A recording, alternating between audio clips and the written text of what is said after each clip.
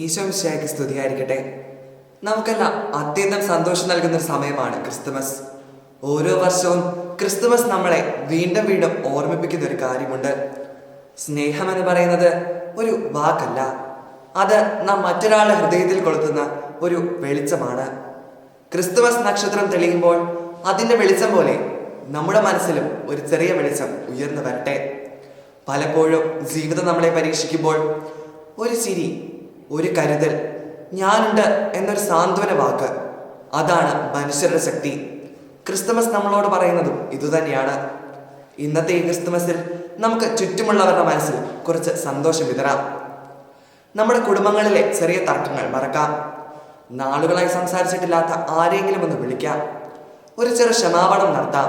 ഒരു ചെറു സഹായം ചെയ്യാം. ഇവയൊക്കെയാണ് യഥാർത്ഥ ക്രിസ്തുമസ് സമ്മാനങ്ങൾ. യേശു ക്രിസ്തുവിന്റെ ജനന വാർത്ത നമ്മളെ പഠിപ്പിക്കുന്നത് ലോകത്തെ സ്നേഹത്തിലൂടെ മാറ്റാൻ കഴിയും എന്നാണ്. അതുകൊണ്ട് നമുക്ക് മറ്റൊരാളുടെ ജീവിതത്തിലെ ഒരു നക്ഷത്രമായിരിക്കാം, അവരുടെ ഇരുട്ടിലെ ഒരു വെളിച്ചമായിരിക്കാം. നമുക്ക് ലഭിച്ച എല്ലാ അനുഗ്രഹങ്ങൾക്കും നന്ദി പറയാം. നഷ്ടങ്ങളും പഠനങ്ങളുമായുള്ള ദിവസങ്ങൾ പിന്നിടുമ്പോൾ പുതിയ പ്രത്യാശകൾ നമ്മെ മുന്നോട്ട് നയിക്കട്ടെ.